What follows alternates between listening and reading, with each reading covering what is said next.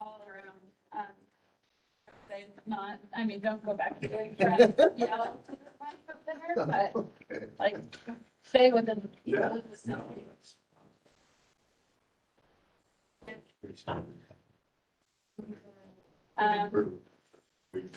I can give you the mouse. Is that okay? Yeah, whatever you guys want to do, I will do. Normally. Yeah, so it's just a click, click. It's just a click, left click. Left to go back. Yeah. And then, or you could use the roller, but I would get in trouble with that and then like roll. Yeah, well, let me practice once. So left or back? I don't know. Oh. Maybe, I mean, always back scroll. Or broken. Ah, okay. Grab that.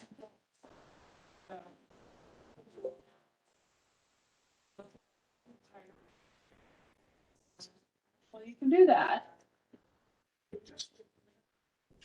I'm scrolling. Oh, you're scrolling. Oh, that's not still just scrolling. Scroll towards you. Goes down, scroll. Up is that. Oh, okay, I'll scroll. There we go. That Just works. just in case. I'll And probably if mess it up. it stalls. It's down. Maybe I better use this. At point, or you could always just, I could click for you if you wanted to. Wow. But I can just use these guys, right? Whatever you're comfortable with. Okay, there we go. How about if I just do that? Okay. Or you click forward, and if we need to go back, I can press that button. Okay, Does all that right, work? all right, How about that? all right, so left. So now we gotta go back. All right, we will persevere. See if we can talk this part, the whole thing.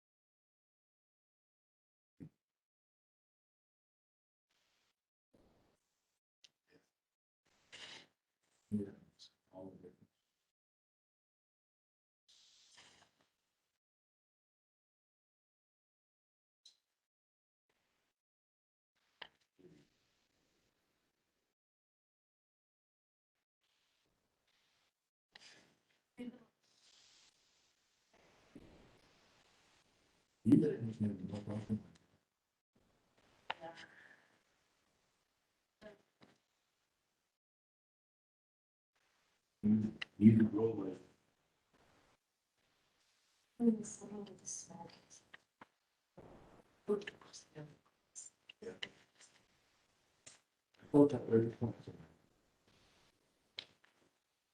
Certainly don't figure it out.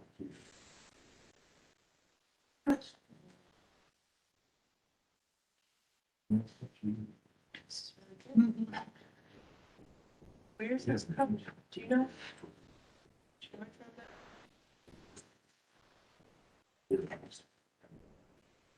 Blue Anchor, which is, I think it's Joanne Adam. Okay. I've never actually been to like been to it, but yeah, We I've have had it, it yeah. here a couple times. It's probably- Basically, Tricycle Junction. That's right, yeah. Yeah.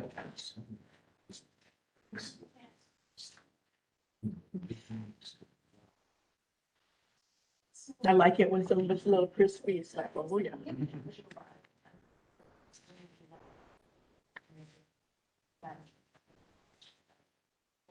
I don't want that experience. But for her, I think this should go, this goes through. But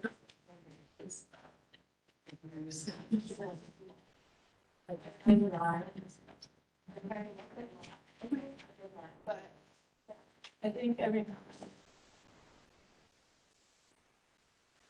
Like I, for me, it's weird, so, yeah. 'Cause I feel like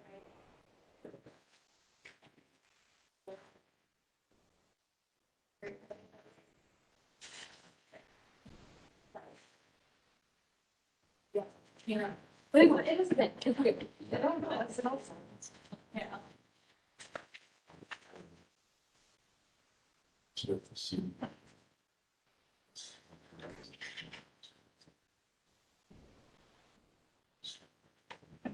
Yeah. It's a pretty other. It makes sense, but I'm also. Yeah, why do we have to move? Please. Yeah. So it's making sense. Maybe. Yeah. I never. Yes, like.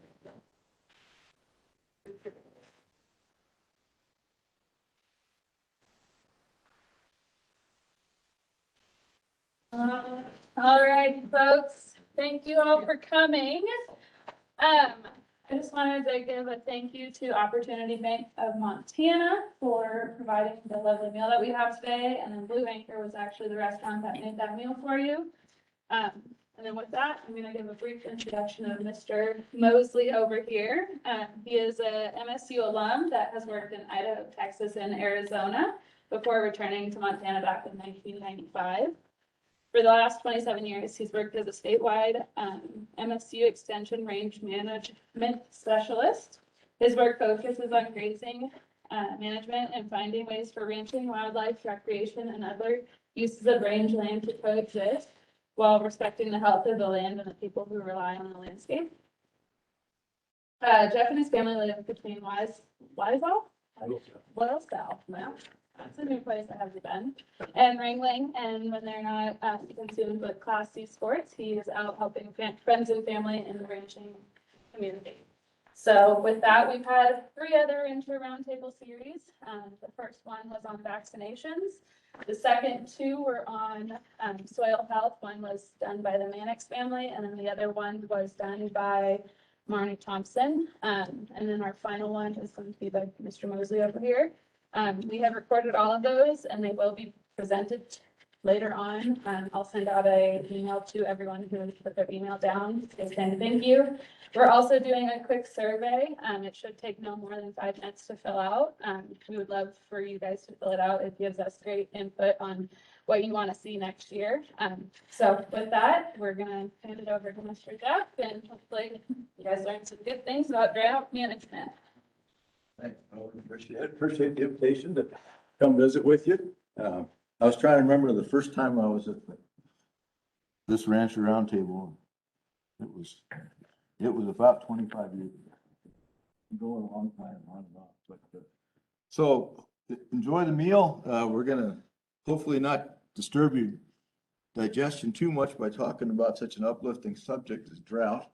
But it's probably worth talking about, and we're going to try to do that. I guess just a few things to start off. First, for those of you who may know me, you know already that I don't have all the answers. I don't claim to have all the answers. But we're just going to have a conversation and talk about some stuff, just mostly common sense kinds of things that maybe to get the brain going, things that you already know, but maybe you need to get more to the forefront of the brain for a little while. And we're going to talk about a lot of different options and things to think about. Some of the things not going to fit your operation at all. But hopefully there's some nugget in there that gets you thinking and keep you occupied while you're calving out or feeding here in the next few weeks or so as you prepare for the grazing season in 22. And I guess one of the things, that I'd like to start off talking about is is why this is worth talking about. For most people, I mean, certainly when I was growing up and stuff, we never worried about a 1-year drought. I mean, many of you, your places have been ranched either by you or somebody else for a long, long time. And so if you've been ranching or your family's been ranching or your ranch has been ranching, you know, now for, in some cases, 150 years, if it's still going, people learn how to deal with drought, right? I mean, drought was unusual if you came from the Midwest or you came from the East, and when the first European American settlers came, drought was unusual and people had to adjust. But by now, right, if you're still in the business, people adjusted. And the idea being that you developed a system that could kind of, you know, take a little bit of drought here and there and keep going. So that big time worries or changes about drought weren't a problem unless you got 2 or 3 successive years of drought on top of each other. Okay, that's a challenge for everybody. But here we are after the drought of 21 talking about it. It's like, well, it was a 1-year drought. So shouldn't we just be able to roll with the flow? And I think the answer is, well, it depends on how bad the drought was. And 21, I think, was a pretty doozy, you know. Have you heard the term flash drought? Heard that, read that somewhere? It's a term that people have come up with just in recent years to talk about these serious 1-year droughts. And the first time I'd ever even heard that term was in 2017. And it wasn't a flash drought, it wasn't a real serious drought in this part of the state, but in eastern Montana, man, it was really bad. And it was 1 year and it was a doozy and it definitely created lots of challenges and people had to react.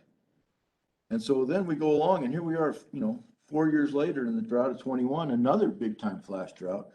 And this one covering all the state and covering a whole bunch of the West and you know, including southern Canada and such, right? But it was a 1-year drought. And normally we wouldn't be worried about a 1-year drought.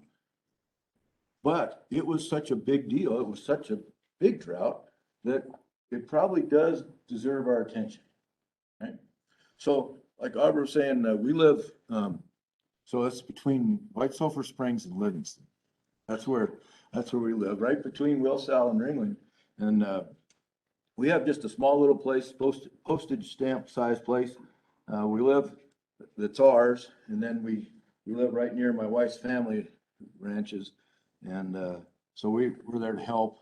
But we make our own mistakes in our place. And can't blame my father-in-law for any of that. But because of where we live, we follow the weather patterns really closely in Marr County, so White Sulphur Springs, because we're right in the northern edge of Park and southern Marr. And June of 21 was the single worst June ever recorded in Marr County.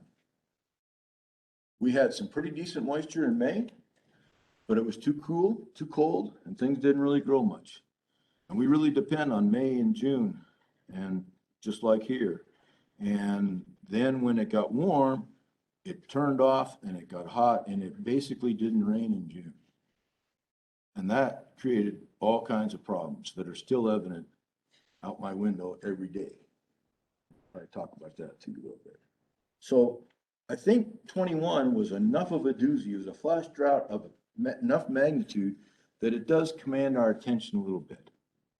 The other thing to think about is a little bit, I mean, why this is worth talking about, has to do a little bit with the way range and pasture systems work. So, you know, that they don't change a lot real dramatically, typically.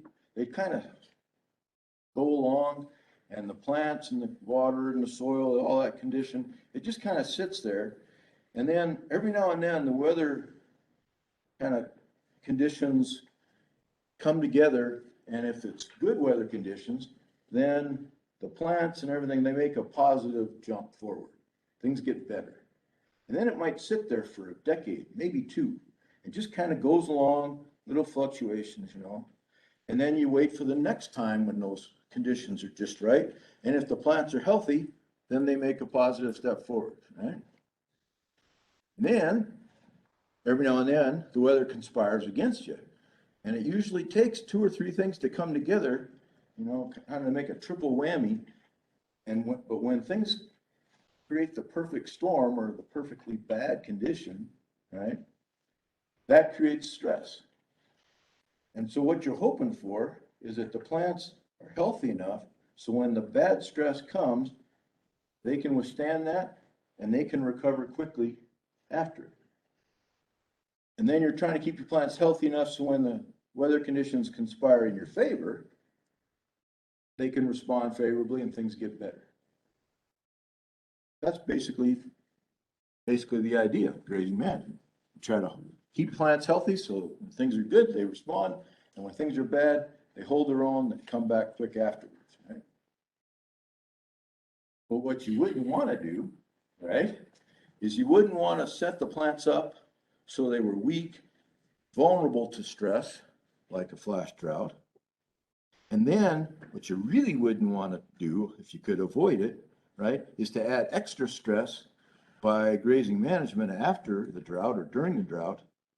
And that might just push things over the edge, right? So that's what we're trying to avoid. And I don't know if you've ever thought about it, but the way these systems work, they change so slowly. But if they're going downhill, they're kind of literally going downhill, and it's like getting up near the edge of a cliff. And if you figure out that things are going downhill, you can usually turn that around with a little better grazing management and things get better in time, right? But if things get so bad that they fall off the edge, right? So it's the idea of a threshold. They fall off the edge and then you're stuck. And these range systems, there's just not enough moisture, there's not enough soil depth, soil fertility. They don't change back very fast. In fact, some cases, they may never change back. I mean, it could be hundreds of years. And, I don't know if you have any places like this on your place. Most everybody's got a place. Maybe you can see it on your neighbors easier, right?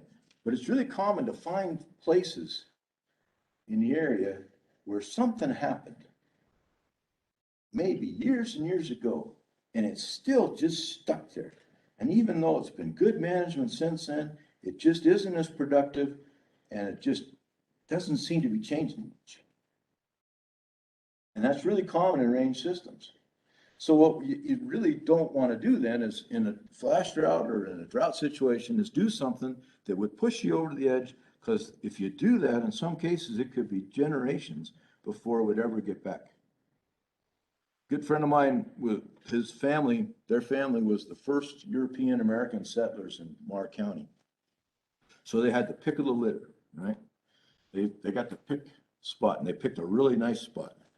Just if you go between Ringling and Martinsdale, if you know that way, on your way to Harlow, the back way, kind of. It's a beautiful spot, and there's been same family, been ranching all these years, and they have this tremendous family legacy.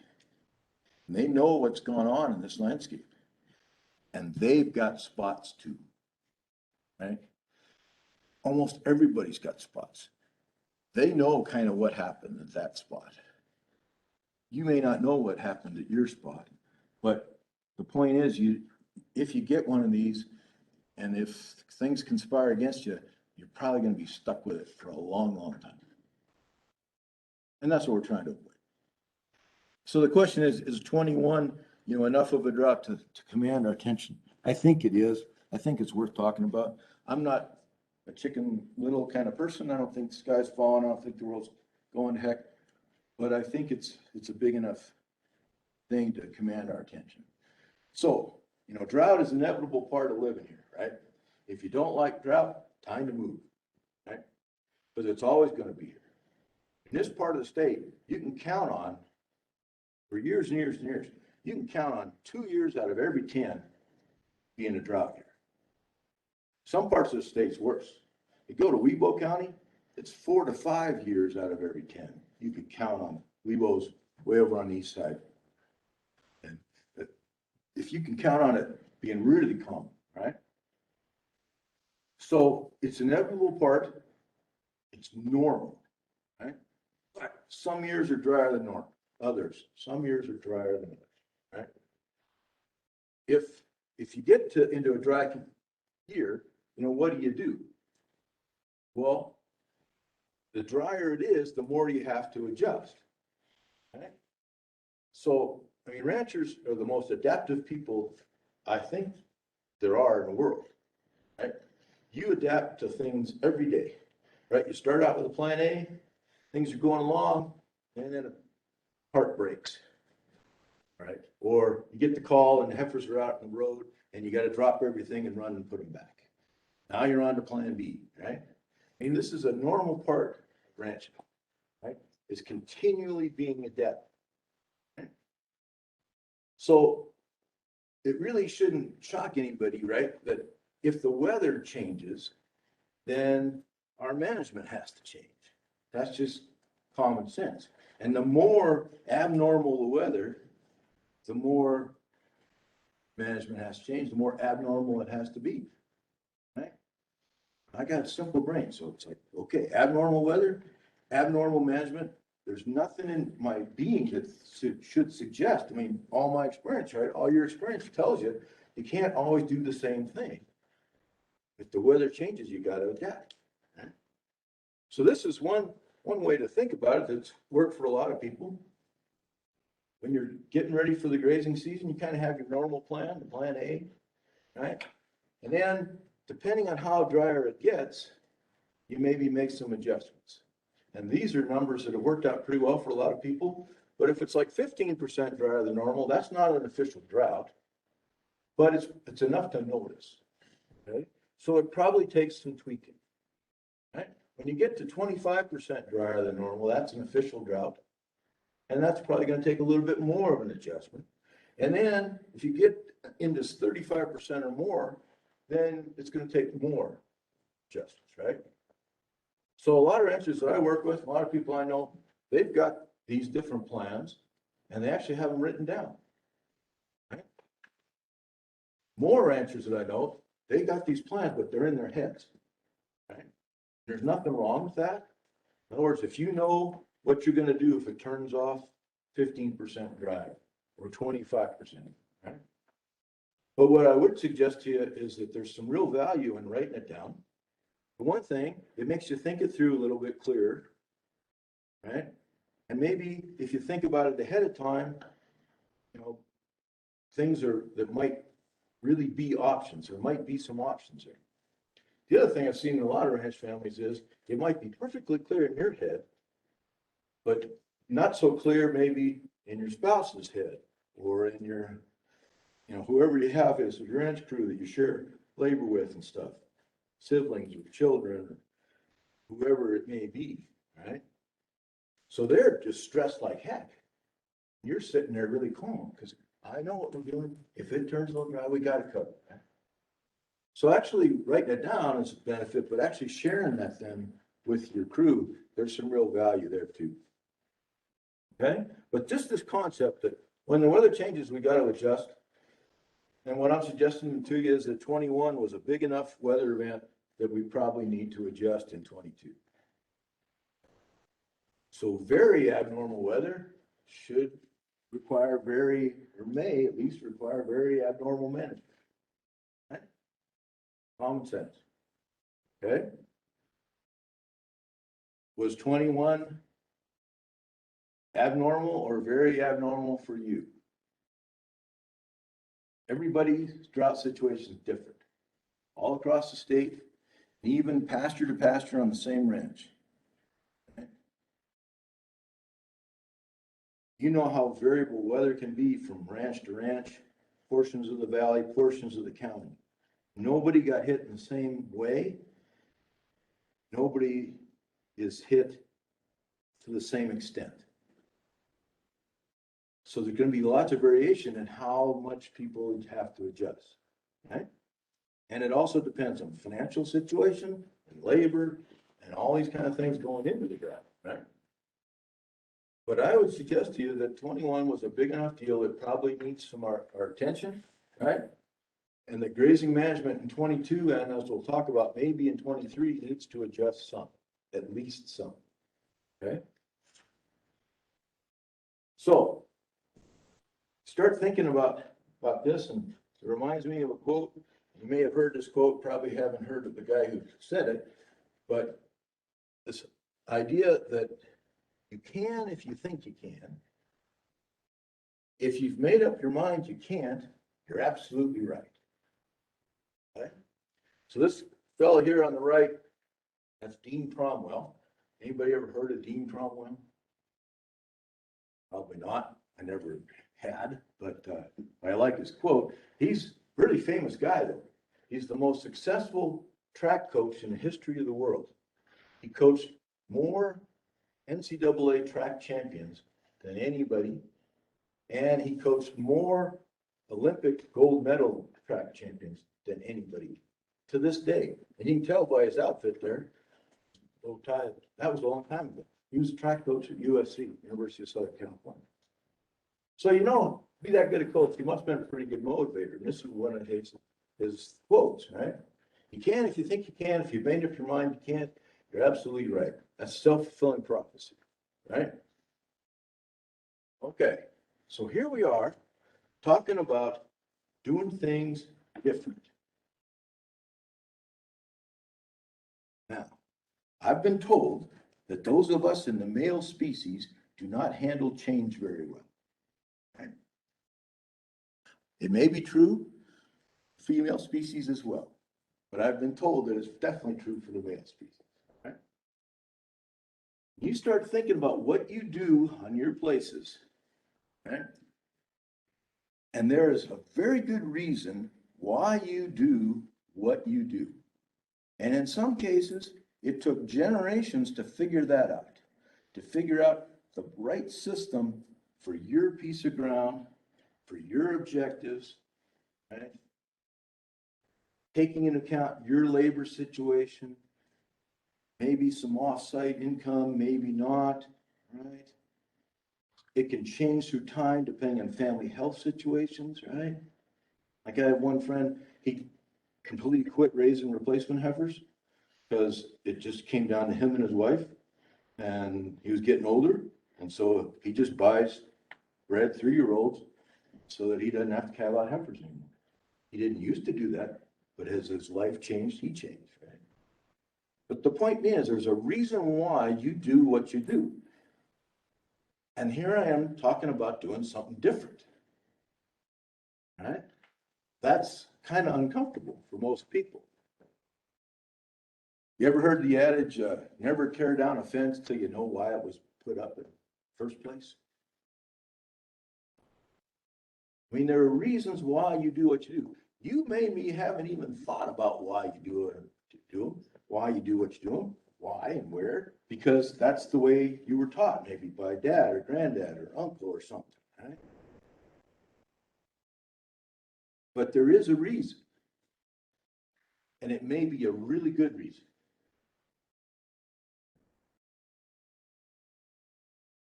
But abnormal weather requires us to maybe do things differently. So now we got to evaluate options for doing things differently. And I'm trying to make the point, I don't want to minimize that. I don't want to downplay that. That's a big deal, right? But it comes down to attitude and effort, okay? I can versus I can't, right? If every time somebody brings up an idea, or you bringing up an idea in your head, you say, I can't do that. Well, how about if I did this? Nope, I can't do that. How about if I did? Nope, can't do that. You know what? You're right. You can't. It's a self-fulfilling prophecy. If you've made up your mind you can't, you're right. Might as well save a whole lot of time and effort, right? And I understand that, right? Because there's reasons why you do what you do, right? There's reasons why granddad or grandma did what they did, right? And they could be really, really good reasons.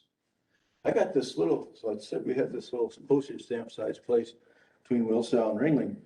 And when we bought it, there's a fence brace in an odd location on our little spot. And after been there now about 12 years, I have refused to tear that down. because I can't figure out why it was there, but there must have been a good reason. So before I tear that down, I could still use it, right? I want to know why it was there. So sometimes you got to really think through about why you do what you do, or why somebody else did what they did, right? But there's almost always another way to do it, right? That's the beauty of ranching. There's no cookbook recipe. Everybody's got a little different recipe, right? You could almost always do something different.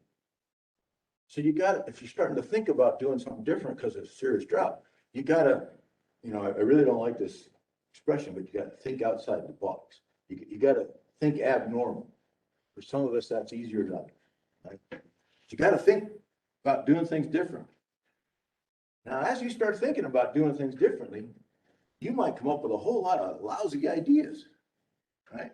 Almost guaranteed you're gonna come up with a whole lot of lousy ideas. And as you sift through them, right, you're gonna find some things that, yeah, maybe I could do that. I don't normally do it that way, but maybe I could. What would it take to maybe do it that way? Would I have to haul water for a little while? Would I have to supplement? Would I have to erect a temporary electric fence? Would I have to ship at a different date? Would I have to turn in at a different date? I don't know, right? But you gotta at least start thinking about these things, okay? And then work through them, and like I say, you're gonna find some that are too expensive, too this, that's okay. But you can't be abnormal if all you do is, throw out anything that's not normal, right? Okay, so as you're starting to think about your abnormal management for 22, here's some things that we do know, okay, that you can build from. Okay, first thing we know is that we're going to concentrate on where we're going to graze in 22 in late spring, early summer. Why is that? Why would we focus in on late spring, early summer?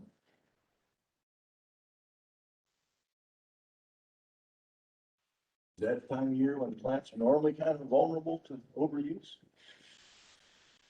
Yeah, that's the time, right? So if they're kind of vulnerable to getting overused anyways, and even in a good year, late spring, early summer, we're gonna talk about where to have a little extra tender loving care in 22. We're gonna think about the places we're gonna graze in late spring, early summer 22. One thing we know is that the grass growth in late spring, and early summer 22 is gonna be slow, right? Plants got stressed by the drought. They're gonna come, if the moisture comes, temperature's good, they're gonna grow, but they're not gonna come out of the chute as fast as normal. And you know that right now. So even if the weather is really, really conducive to good growth, you know that on your normal turnout date, whatever that is, you know you're gonna have less grass now than you normally would, even if growing conditions are perfect. Okay? We know that. Whoa. Huh. No. Gotta go back to, I hope this, didn't realize. Thanks. You're so handy. Thank you. All right. We also know then that especially any place that got grazed heavy in late spring, early summer of 21, that's a place where the grass growth is going to be even slower coming out of the chute in 22. Okay, so for a minute here, think about where you were, think about where your cows were, the drought hit.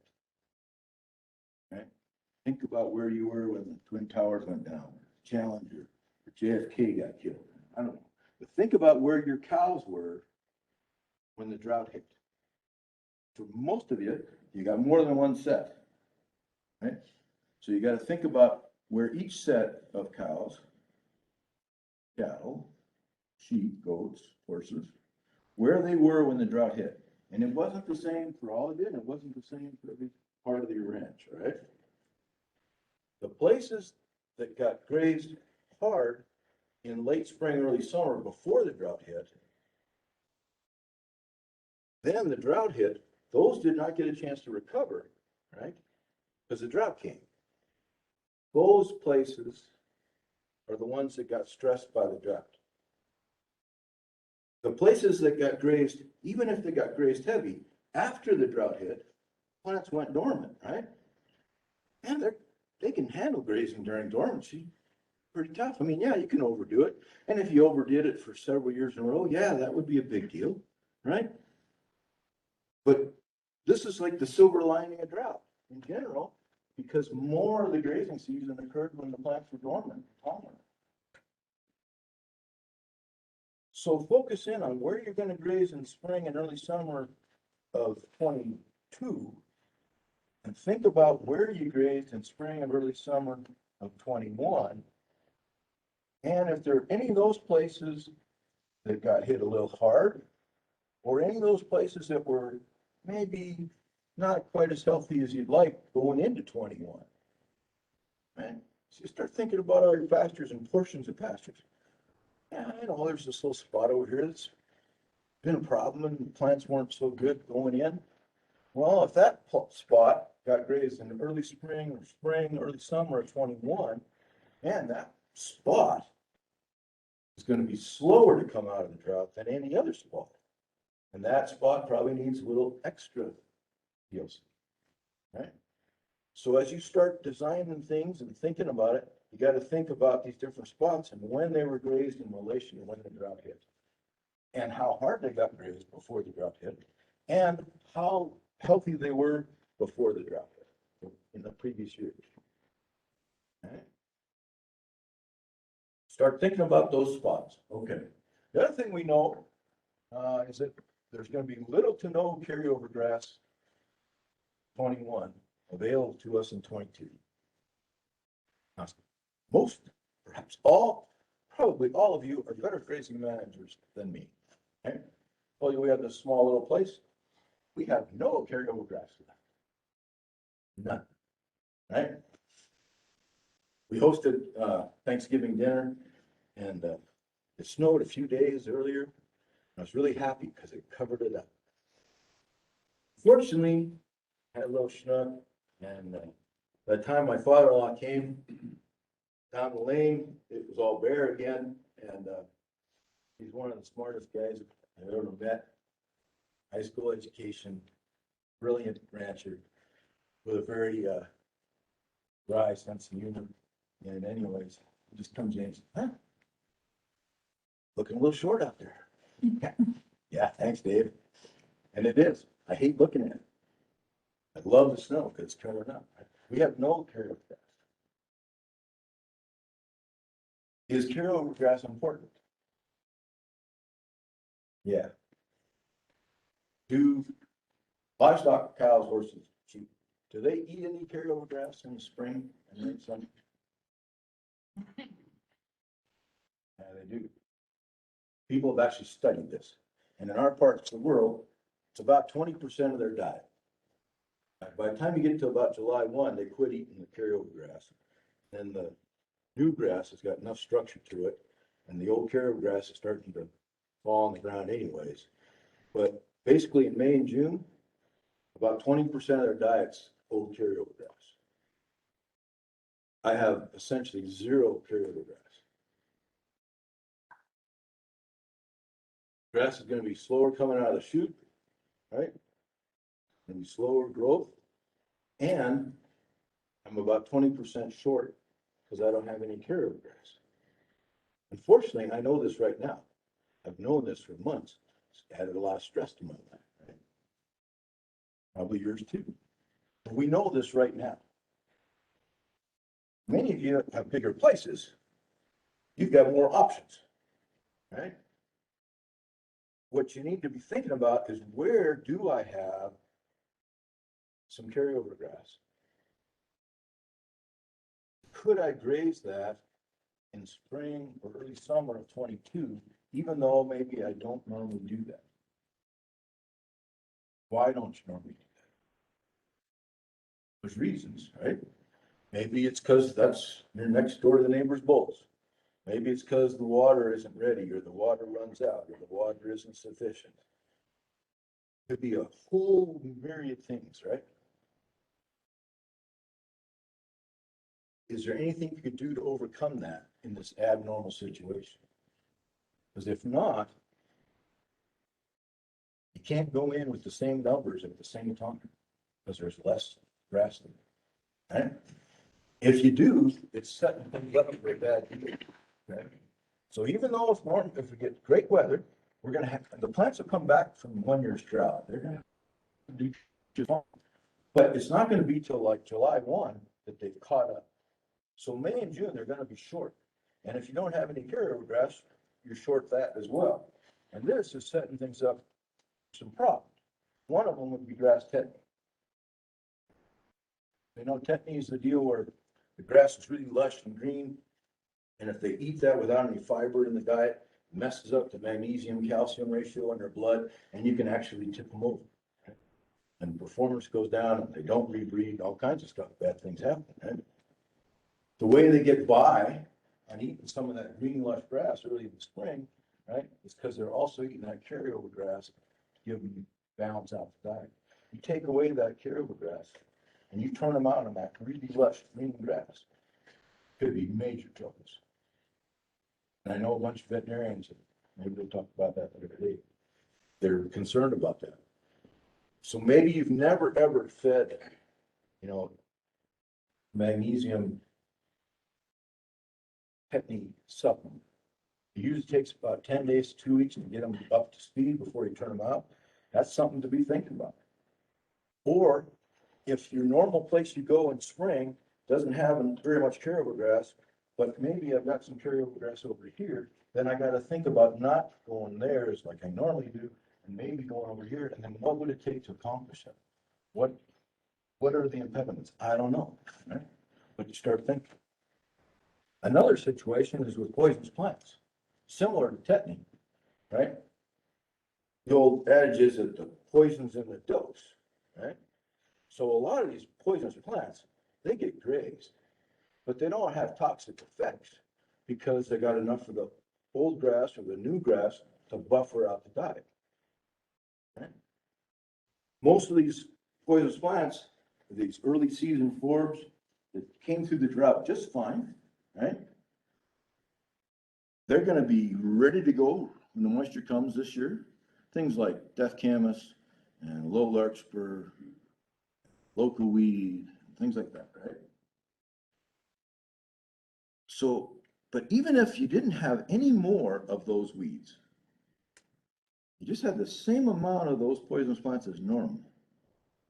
But now you got less carryover grass and you got less new grass because it's slower to get going. Now they could eat just as much of that poisonous plant as normal, and now you could have toxic effects because they don't have as much other stuff to buffer. So if you're thinking about where to go with the graze in spring or the summer, and maybe you deal with these kinds of poisonous plants all the time, it's never been a big deal, I'd be really careful.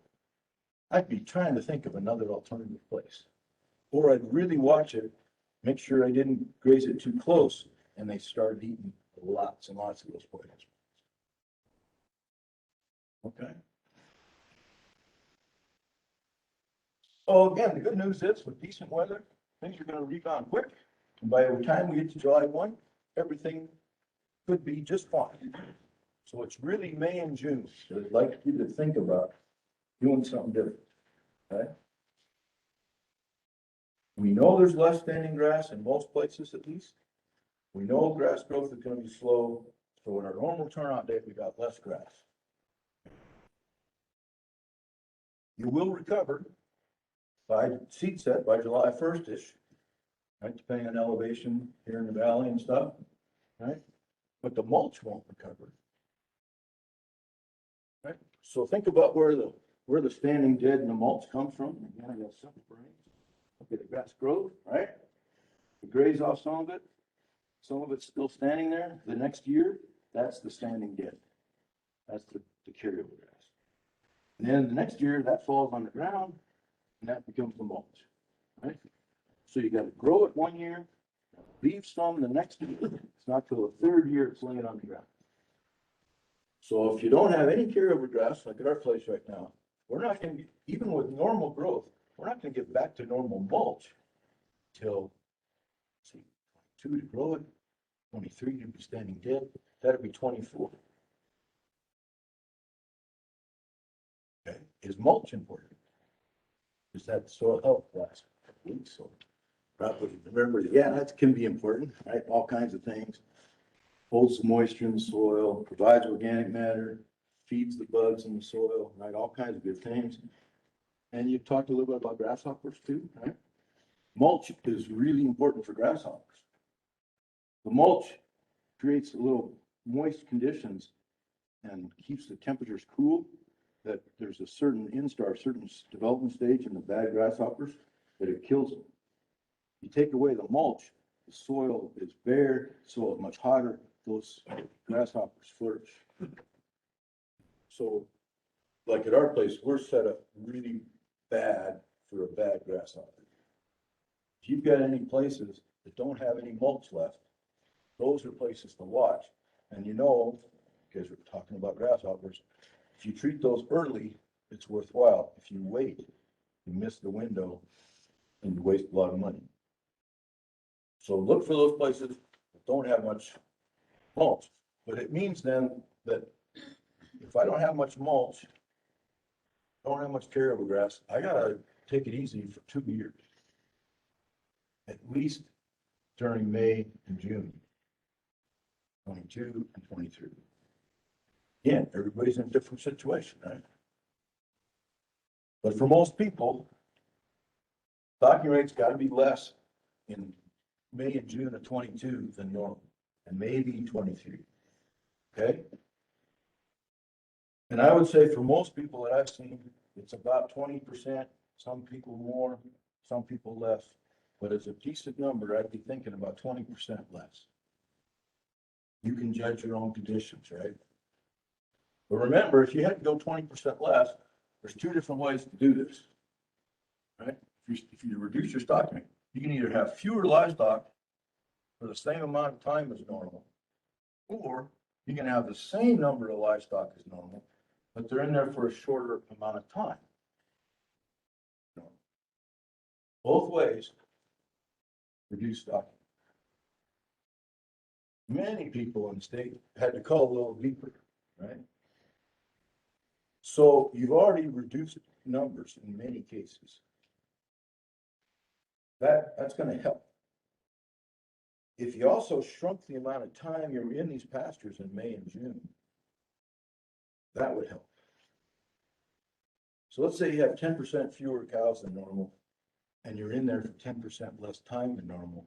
That's 20% reduction in stock. If you're in a situation like us, we're probably looking at 25 to 30%, right?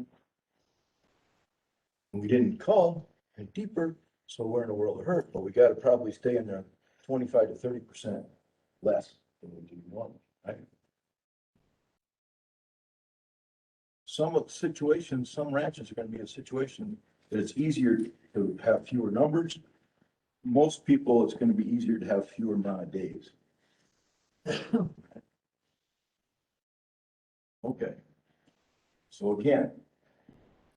Yeah. No. Okay.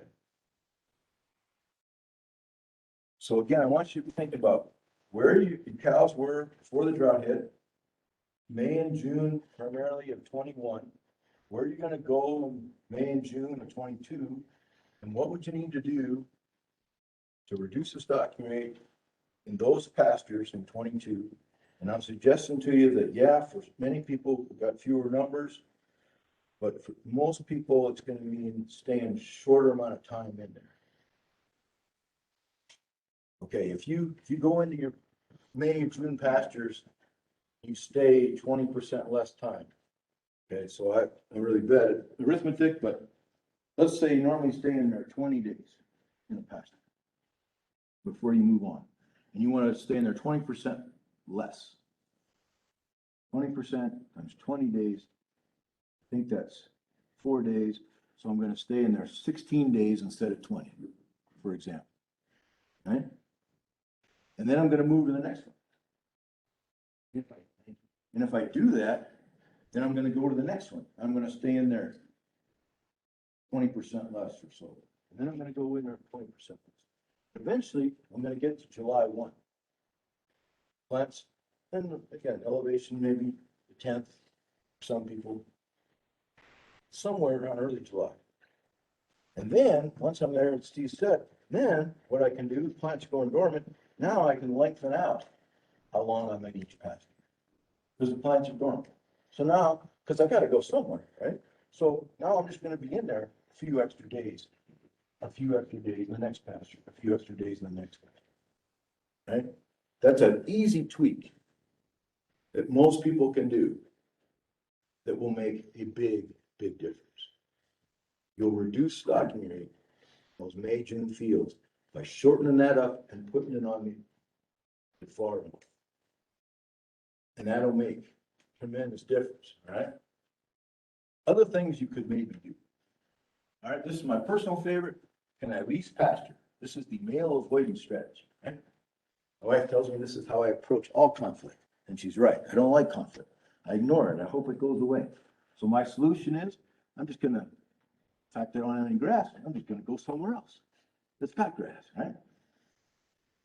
Well, maybe. It's pretty hard to lease pasture even in a good year, right? Let alone in a tough year when everybody else is looking for grass.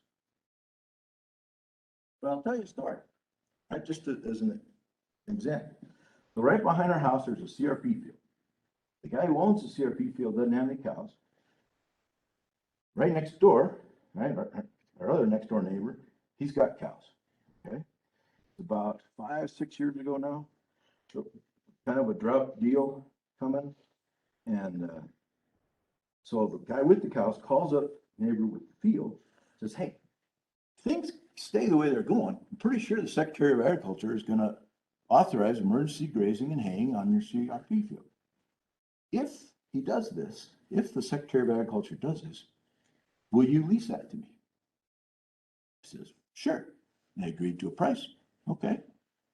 Sure enough, things got bad and Secretary of Ag authorized emergency grazing and haying. Pretty soon, the one neighbor's cows show up in the field behind us, right? What do you think happened at the same time? The guy with the CRP field, his phone is ringing off the hook. Well, they don't really ring off the hook anymore, right? Because there's no hook. But anyways, it was buzzing, I guess, in his pocket all the time. People were calling him, wanting to rent lease that CRP field. He said, hey, that was tied up months ago, right? It was an option in April. It was not an option in July.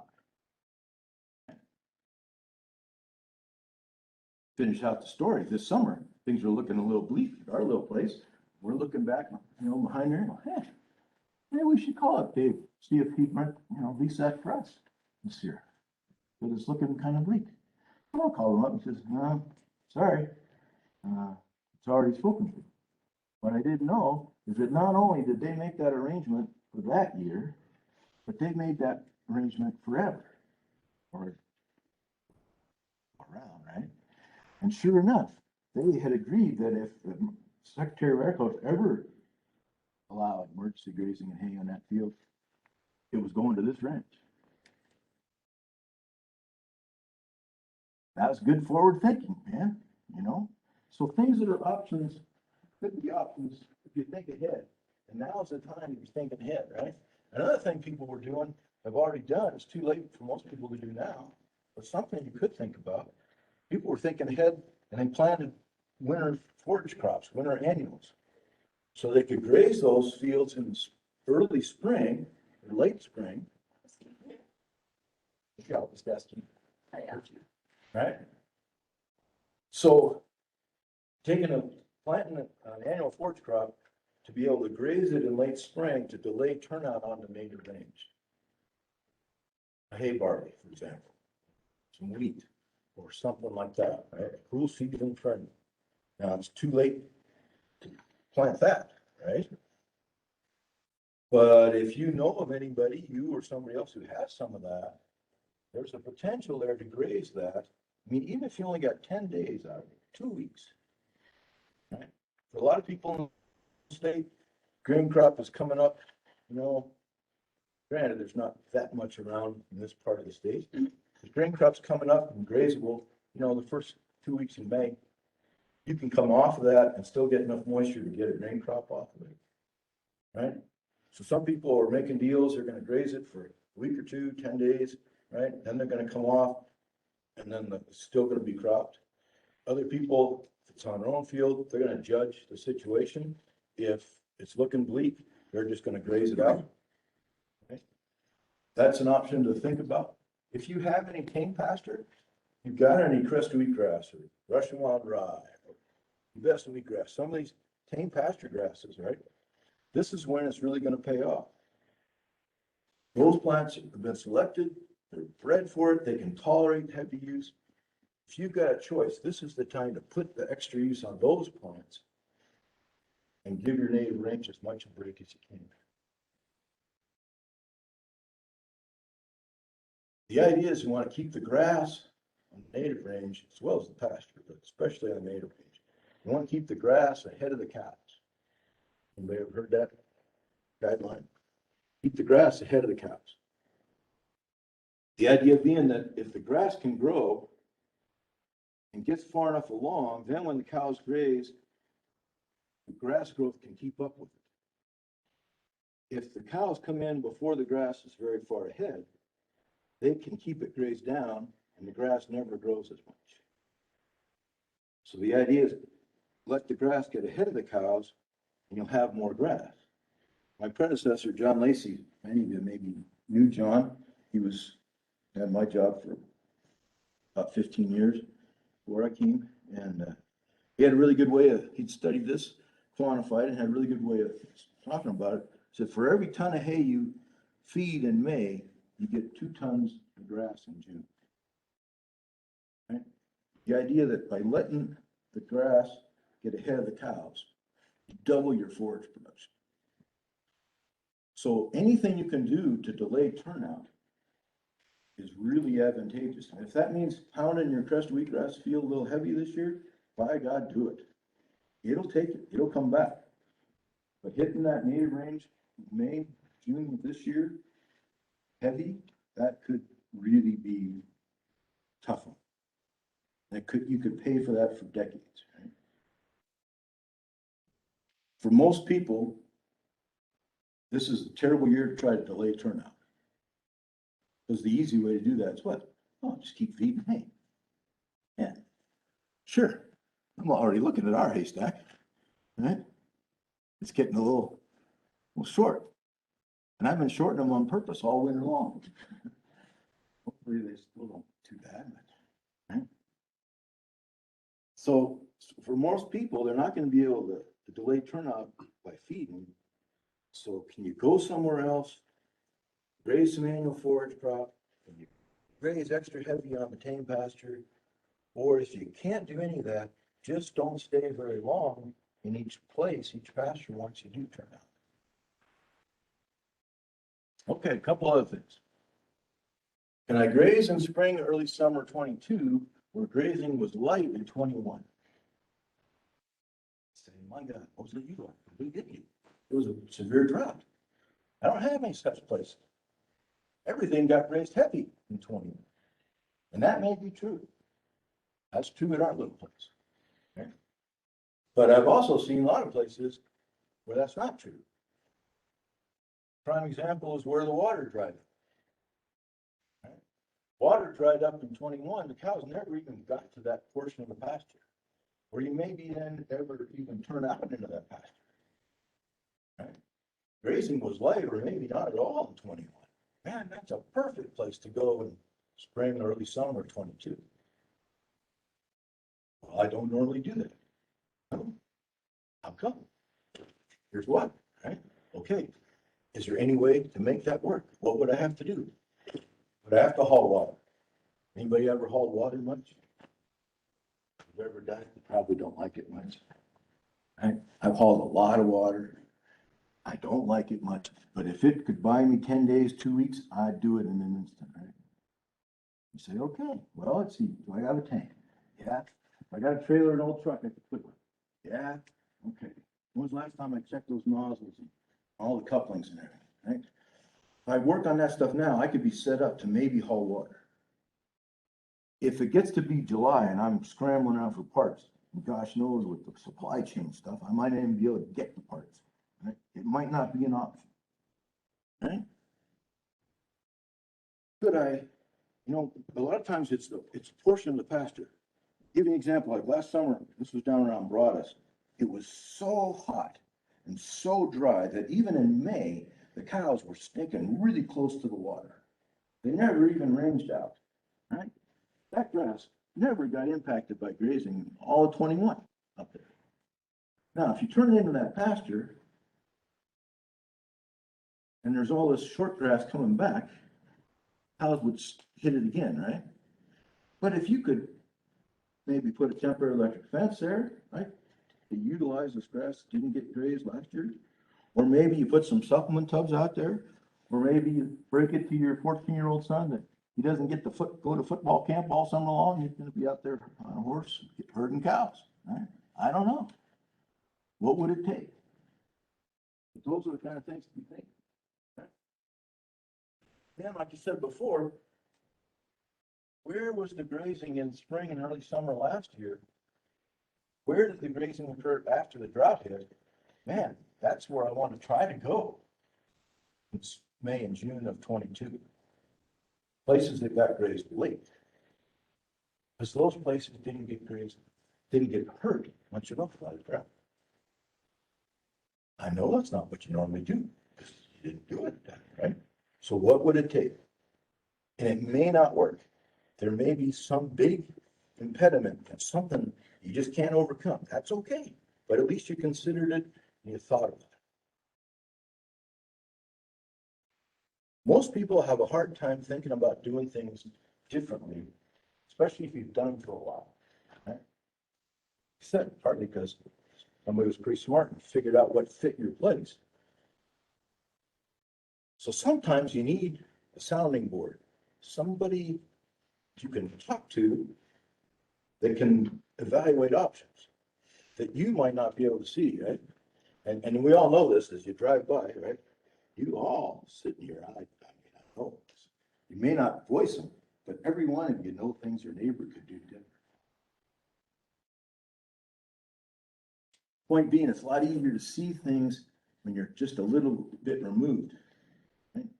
So as you start to generate ideas, I'd really encourage you to think about finding some trusted friend, finding a brother-in-law, sister-in-law, somebody, a consultant, NRCS, Conservation District, Extension, somebody that you could just, who understands the ranch, understands ranching, and then, but just isn't quite tied to what you do as much, so they can maybe come up with some ideas. I was talking about this a while back in Great Falls. A couple in the front, won't say who, but a couple said, yeah, and spouses too. Spouses are a good source of fresh ideas that sometimes don't get asked. And in my own personal experience, don't take this wrong, but I've seen a lot of cases where sons-in-laws, and daughters-in-law are a great source. They're familiar with the ranch, but they may be not tied to the family legacy quite so much, and they see things, and sometimes they don't get asked very much. And they're just, so anybody like that you can think of, this is a great time to bring them in. Go have a cup of coffee, or whatever. But I know some people a few years ago, last big drought hit, they formed little groups, where they'd come together for coffee, and the 3 or 4 neighbors would talk about it. And it wasn't just one-on-one, it was a little easier. And they would just talk about different ideas that they had seen or heard about, something like that, right? Giving it back to you. Got it. It was, So, again, don't have all the answers, trying to help you think about things, thinking little tweaks you can do. Leave you with this, okay, what happens though if drought comes back in 22?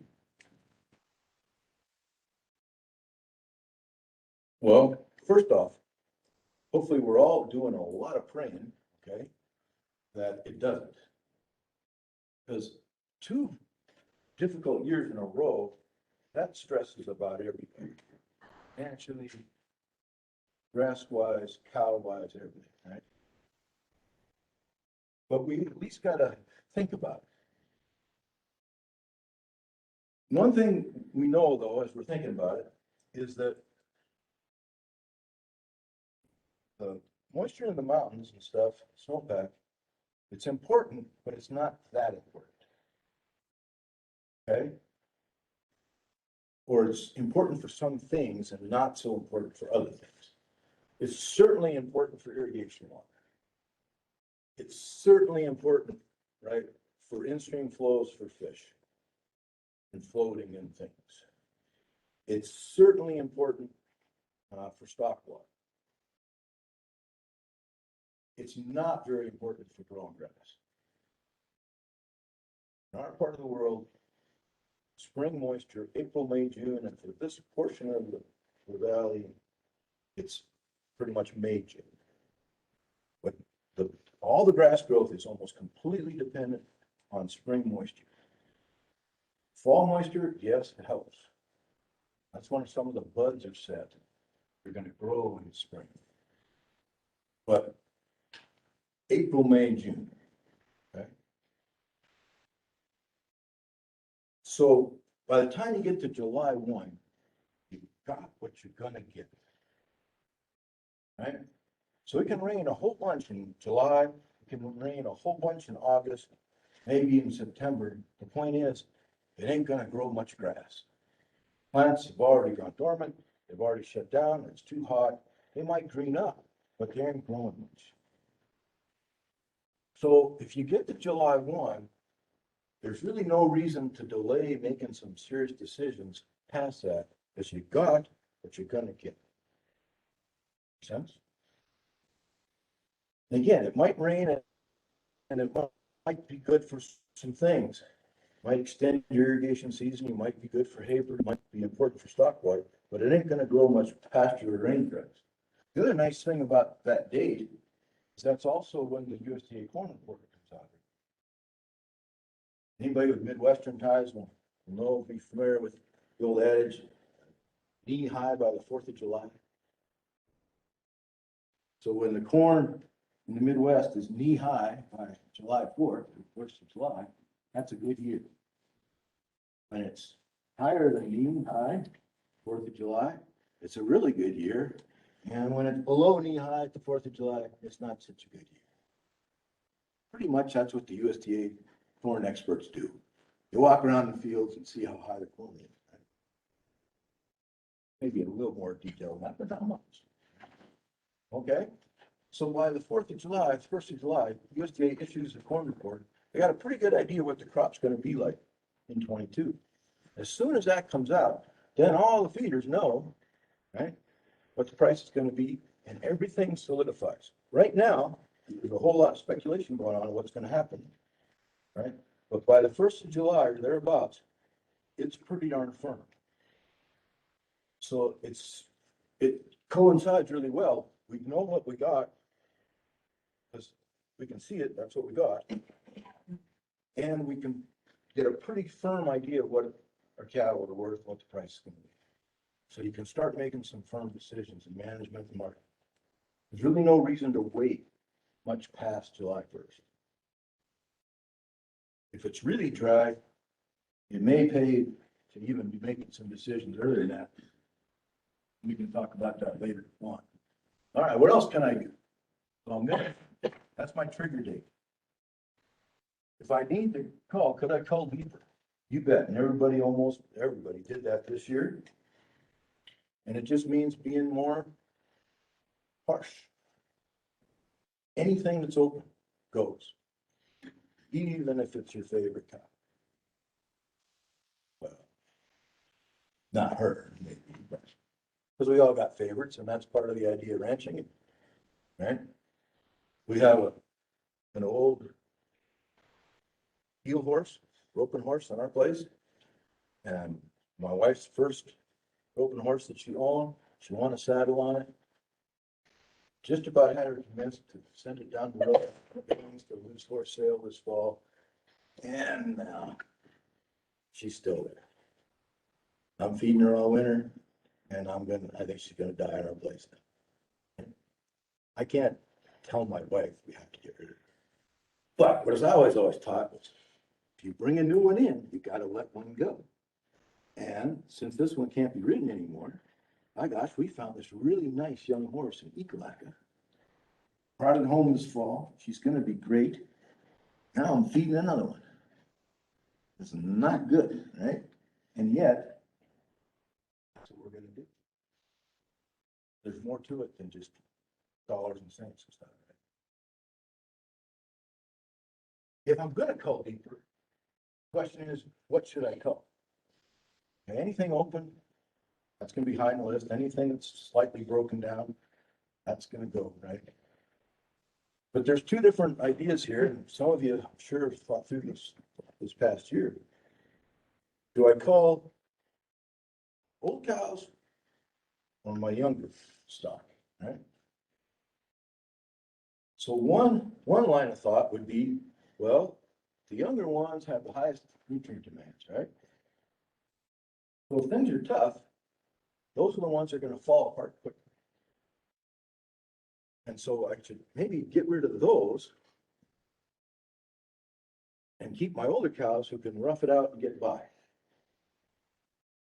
And maybe they know where to go and forage out and find some good grass or water anyways, right? But, well, another thing in that favor is those are worth a lot more. So if you could find somebody who's looking, which with the extent of this drought, it was a little harder, but most years you could find somebody who'd be looking for a little younger stuff. It's worth more. So that helps. But those are your best genetics typically, right? So that hurts to let those go. So you say, well, I'll keep them and I'll get rid of the old ones. Yeah, but that ain't perfect either, right? Cows, old cows that know a place, know where the gates are, know where the chute entrance is, right? They can forage out, they know the country, they teach the other cows. You go to gather them, they know where you're going, they understand the routine, right? That's worth a lot. So a few years ago, my father-in-law decided that it was time to get rid of all the cows. So we did. And then about a year or so later, bought back in. Okay. So my job that I like to do is I like to sort cows and I like to be in the chute and in the alley and in the pen. That's what I like to do, right? Well, over a long-term period, me and the cows got along just great, right? They were culled for temperament and culled for those who got along with Jeff, right? We got rid of all those cows, bought back in. Typically, you don't get everybody's perfect cows. You get get rid of cows, right? We're now 2 or 3 years now into that, I guess. And every time there were cows, I get taken by a two couple. I got taken. This past fall, winter, it was muddy, it was snowy, it was slippery, icy, at 2 different times, and I don't move as fast as it. Well, that ain't a good situation for me. It may have been good financially, but, right? So point being that there's lots of things that would enter these decisions. So most people that I know, and I'd be really curious to hear what you guys did, but most people I know, they do the old scarecrow route. Remember the scarecrow in the Wizard of Oz? Some people go this way, some people go this way, some people go both ways. They cull from both ends. They cull a little bit heavier on the young, they cull a little bit heavier on the olds, and they squeeze it. Because if you just cull all your young stock, pretty soon you're not going to have any old stock, right? You need something in the pipeline. So I would, and I know, like, depends on your finances and your banker and everything else, but that general idea of squeezing from both ends, like the scarecrow works for most people. Couple other things to think about. Can I wean earlier? Right, you take that calf off the cow, those cows are gonna come back. Those cows are gonna be able to range further away from water, shade. Right? They don't have to worry about bringing that calf with them. They're not milking anymore, so their nutrient demands go down. They don't need to drink as much, on and on and on, right? So you can extend your grazing season by getting rid of those calves early. How early can you wean a calf?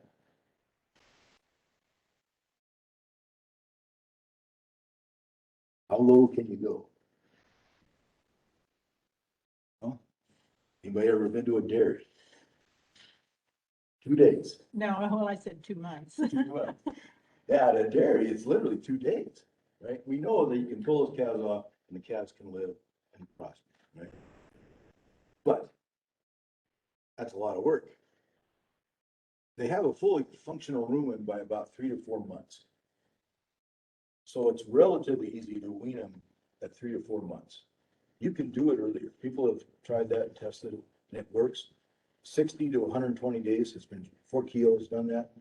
Mouse City, they've shown that that works with beef calves, but it's got a lot of issues too, right? I mean, you've got a lot of extra vaccinations, you gotta find a place to put them, and they're like goats, right? Most people's corrals can't hold them in, you gotta fortify it. So maybe, right? Some people are turned out, right, out in the hills, there aren't enough cowboys in Madison County to round them up. You need to rely on the snow to bring them in. So it may not be possible to wean them. But maybe it's possible to wean the ones that are closer to home. Again, a lot of people got 2 or 3 different sets, and younger livestock, cows and replacements and stuff typically are closer to home. Maybe, right? Can I preg check her? Because this would allow me, if anything's not rebred, I could get rid of it sooner. That would extend the grass I have to keep the ones I could keep them longer. Right? A lot of people did that this past year. Again, you gotta be able to gather them up, so can it work?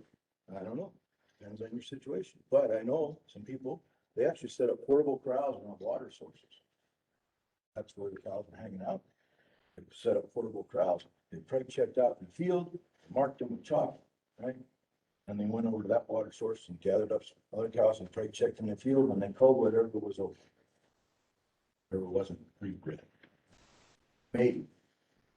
And the last one here, can I sell earlier, right? If you don't have a place to put the calves or to hold the culls, right? Can I get rid of them earlier? Most people hold on to their culls, well, not most people, but a lot of people hold on to their culls till January, February, right? Because that's when the slaughter cow market is at its peak. A lot of other people let go of the cows, you know, October, November. Right, checking. But either way, if I could get, if I'm not gonna keep them, and I want to extend my grass, if I could do that earlier, that would be good. Okay? Maybe. I've got one friend who makes this work every year. He found a buyer who's willing to put this in the contract that, hey, if things go bad drought-wise, and he normally ships about November 6th, somewhere in there. If I have to go in early October, I'll tell you what, we'll agree, we'll knock off a couple cents, maybe a nickel, but you'll still take it. And if I have to go sell in September, you'll still take it. And then negotiate how much.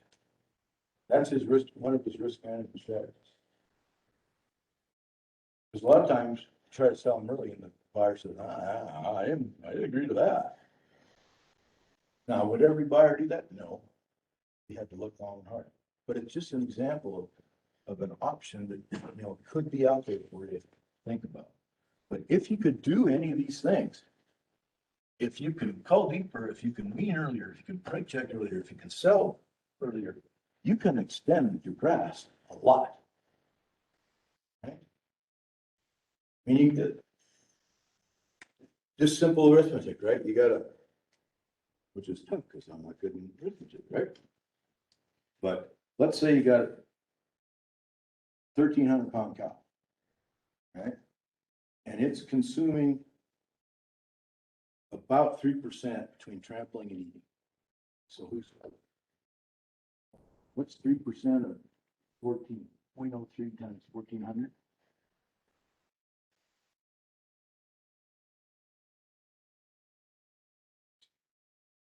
Thirty-two. 42. 42. Well, that's how much dry matter forage they're consuming in a day. So in a month, 30 times 42.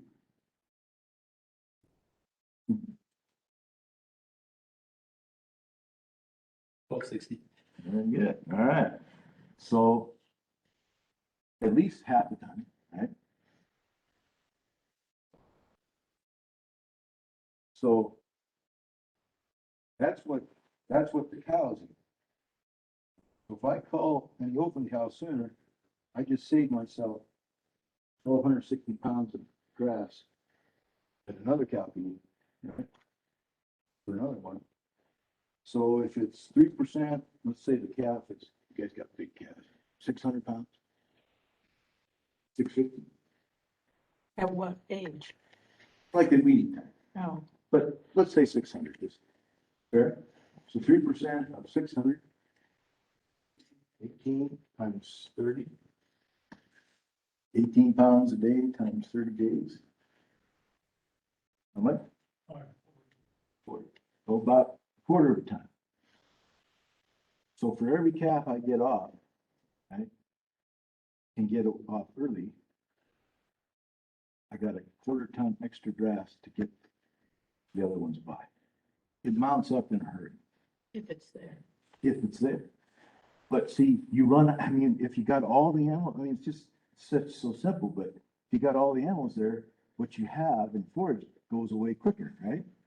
So if I have, I'm not gonna necessarily sell anything, I'm just gonna get them out of there. Or I'm not gonna cut my breeding herd. Just gonna get those calves off earlier. I'm gonna get an extra month, an extra 2 months of grass. And you say, well, yeah, but those calves will be light.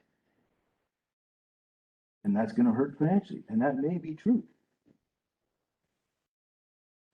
So do you have any place those calves could go onto some pasture or something?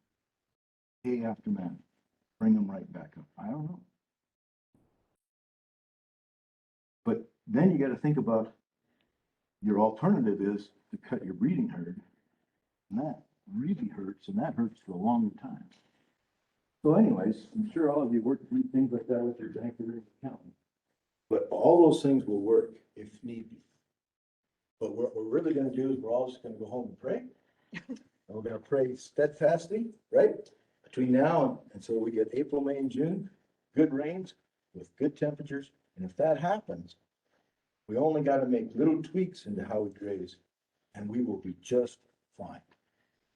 And that's what I want you to think about. You gotta do something abnormal. But these little tweaks I'm talking about are enough, as long as we get a good spring. If we don't get a good spring, we gotta start thinking again about some more serious stuff. But it's not time to be Chicken Little. It's not time to be running around, down in the dumps. Things can come back really quick. It doesn't mean just jump right back into normal right away.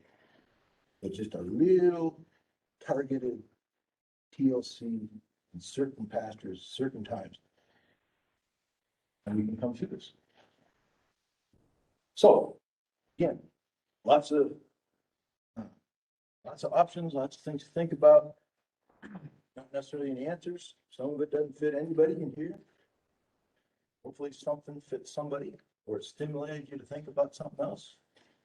Find your best buddy, your best critic, sit down and talk about options. So there's a lot of wisdom in this room. Many of you have been through more droughts than me.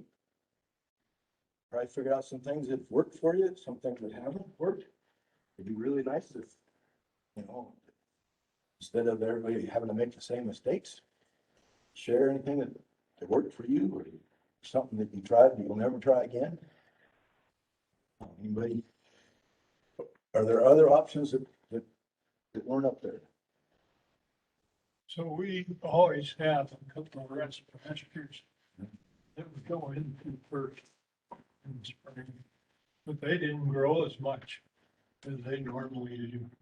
So are we looking at reducing the use of those too? Well, that's the perfect place to go, because they didn't get impacted by the grazing, and the drought kept them from growing as much as normal, but the grazing didn't add to that, right? So there's less grass there, but that grass is pretty darn healthy. Especially if you've been doing that, over time, this is when it really pays off. So if there's less grass there, you probably can't, if you go in full numbers, you probably can't stay there as long. If you cut numbers a little bit, still gotta probably cut a little bit of the time as well, so it's feeding from both ends. Fewer numbers, few less days. But if you had to push it a little bit, that grass is in the best shape probably on the place. So if I had to push it, that's where I'd push it. And that is exactly why you do what you do. So if we go back to the very beginning, trying to set your plants up so that they're healthy, so when the bad times come, they can take it and they can come back quicker and recover from it. This is when you're gonna be so glad that you wasted all that grass all these other years, right? It's gonna pay off, man. So I would use them. I'd use them early if I can.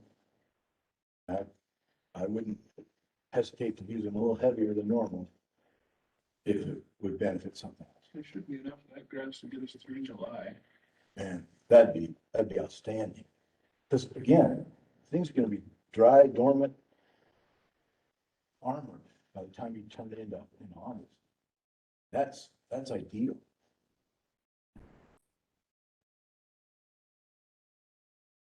So, yeah, that's a great endorsement for having some rest pastures. And you hear some people say, well, no, you can't do that. They're rest pastures, it violates the system. Oh, malarkey, baloney. That's why the system's there, right? Even during the drought, if you got a rest pasture and you need some extra grass, it's okay. I mean, the book says it's okay. It's okay to use that if it, in the big picture, if it makes sense. And so it's okay to use them a little heavier this coming spring because it makes perfect sense. Right? This is when they pay off. Well, there'll be rest pastures next year. Yeah, so they recover. Exactly. Yeah, it's the beauty of it, right? And this isn't, I'm just making a pitch too for this idea of these seeded pastures, this complementary pasture, is the same kind of idea, right? If you have some fresh wheatgrass, or Russian walnut or something, right? Those things are usually ready to graze about 2 to 3 weeks before native range. If you have some of that, I mean, this is one of the reasons I get to ask this question a lot. Why is Montana's rangeland in such good condition? Well, it's because a lot of our ranchers are also farmers. They put up hay, they've got equipment, a lot of them have seeded pastures. The reason that range is such good shape is because the grass is getting ahead of the cows because they're being grazed on this seeded pasture. You take 10% of however big an area you got, you take 10% of that, you put it into the seeded pasture, and it'll greatly benefit the other 90. People say, well, that's blasphemous. Mostly you're a range guy, right? You're talking about plowing it up and seeding it. Yep. That's like the best possible thing you can do for the other 90%. So if you don't have any of that stuff, this is a good time to be thinking about the next major drought. Maybe doing some of that. Not a situation too lightly, it's expensive. Yada, yada, yada, but long term, it's a pretty good thing. Even if it is blasphemy. Other comments? How do you get rid of elk? Yeah. Yeah. Well, the short answer is, besides killing them, is to make it as undesirable, make it undesirable where you don't want it. And make it desirable where you do want it. Which may be nowhere, but let's focus in on making it undesirable where you don't want it. Because if you can't control how many get killed, or you have very little impact on that, right? So you're left, and you can lobby, and you can work with Game and Fish and Game, FWP. But for a lot of people, this is the situation you got, right? And so you gotta make it, you gotta dissuade them. I mean, you can't get rid of them, so you gotta try to make them not wanna come here, wherever here is. Simple brain, right? So, could fence it. And people have done this in Montana, just extending on a barbed wire, like 3-4 wire barbed wire fence, and extending poles on the existing posts. It's relatively inexpensive, it's still expensive, but you don't necessarily need, you know, deer-proof, elk-proof 8-foot fence. You can't, so for some high dollar, high value, a lot of people spring pasture, maybe some irrigated hay ground, people are using that. Another thing that we're trying to test out, that some people are using, they're using guard dogs. They're using guard dogs on haystacks and guard dogs around high value fields. And so, you know, guard dogs have been used a lot with sheep for predators. Some people now are using guard dogs with cows, grizzlies and wolves. And some people are using guard dogs with elk. And with the brucellosis concerns and the forage depredation concerns of elk, guard dogs are a relatively inexpensive way to attack it. And it's one that we're trying to work on more of it. There are people doing it in Montana.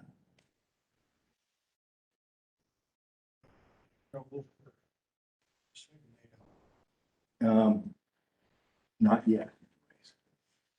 And because you're right, you know, you can't like a dog, right, that chases them, you can shoot the dog. What's that? You can't send your border collie out. Right. Right. But if you're working with FWP, you can get permission to harass them, right? You can, sometimes they'll shoot rubber bullets.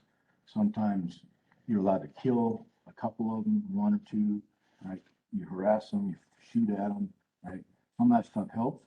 So if you're working with FWP, that's a good way to ease into the conversation about, well, what about some guard dogs?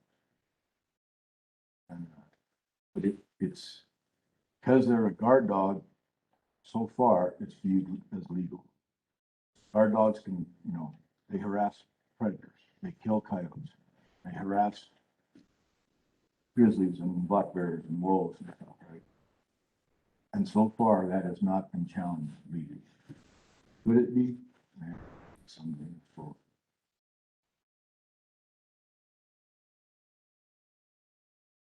something to think about. If you want to try it, we're kind of looking for places that might want to, but there are people, we have to go to places that have never done it before in order to test it. But we've got some ranches in the state that have experience. They kind of know how to do it, but we can't test it there because the elk have already adjusted. You know, we stay away now in the bear. A friend of mine up near Avon, he's got a great picture of one of his guard dogs biting a grizzly in the butt in his haystack. It's pretty good. Anyways. Well, you guys have been great. Held longer than wanted. Now it's time to go out in the cold and dark, but hope you have a safe trip home and appreciate the invitation to come visit with you. And I'm going to stick around in case anybody wants to go over anything. And by all means, if you need some idiot from Wilsall to bounce some ideas off of, that's how I learn, and I'd be more than happy to do that. Thanks.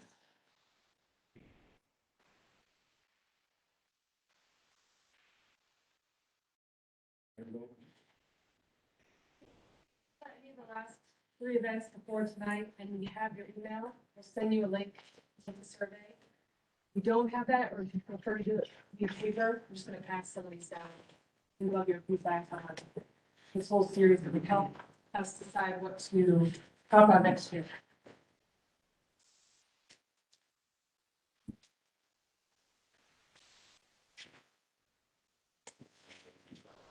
We need to have Jeff back next year, see how we all handled the drought or the mitigation from last year's drought. Tell him what we learned and how we used it. You can tell me what worked and what didn't. That's the way I learn, you know. That's how we learn. Tell us people all the time, but they got this great job, and most ranchers don't get off their place for enough, can't, right? That's all I do. I go to all these different ranches, see what works, what doesn't work, and then I come and tell people what I've seen. What you see and whether it might work, an idea for somebody else to try. Yeah, that's what I get paid to do with them, so it's pretty nice. So when you're throwing this guard dog theory out there,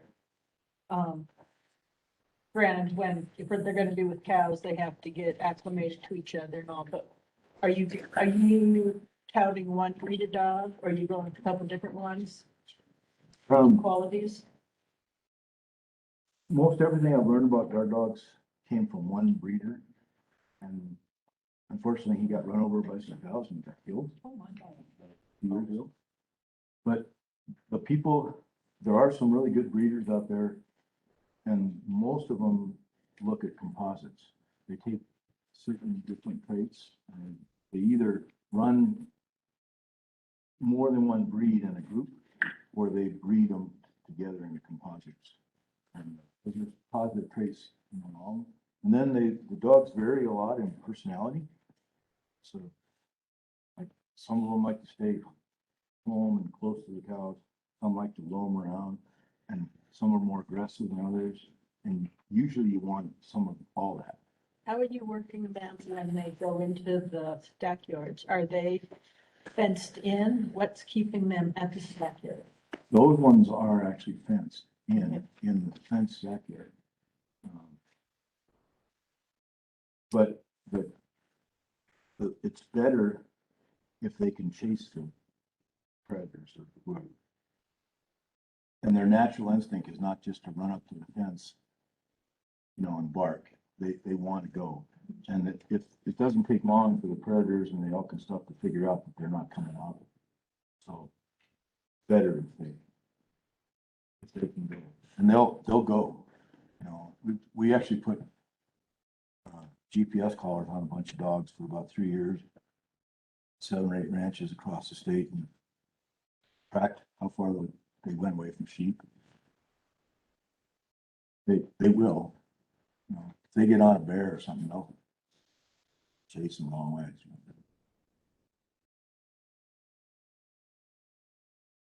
But you guys, brucellosis and grizzlies, wolves. We're just special. Yeah, well, and unfortunately, you're not as special as you used to be, No. Which maybe in the big scheme of things, that's good. We've talked about this before, but you're not going to be sacrificed alone. No, anymore. we had a meeting today with a group of Colorado ranchers. Mm. And they're so far behind because they didn't have time to prepare for the wolf reintroduction. The wolves introduced themselves, besides the voters deciding they wanted the wolves. So, I mean, they're already behind, so. There's a group of us from Montana that spoke on ideas, but they also don't have the elk population we do either, or just the wildlife numbers we have, which helps us when it comes to wolves. Yeah. Yeah, so they're in a tougher spot. Mhm.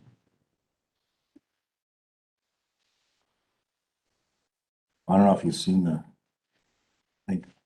think you have the USGS folks that have a map of what the DSA will look like for 20 years. I have not seen that, Joe. Oh, I'll send you a copy. It goes all the way to Utah, Colorado, Wyoming, most of Idaho, most of Montana, it's huge. Most of, they couldn't really wrap their head around the fact that our elk populations are rippling out. Not everywhere, but they're moving out at 3 to 7 miles a year and just, Right, and spreading. they don't see that they just couldn't get that. And how it was gonna impact everything, and the bears, the wolves that follow them too, and I forget what the number is now, but should have it off. the don't say head. that, I've been trying to get it delisted. Well, Still think it should be.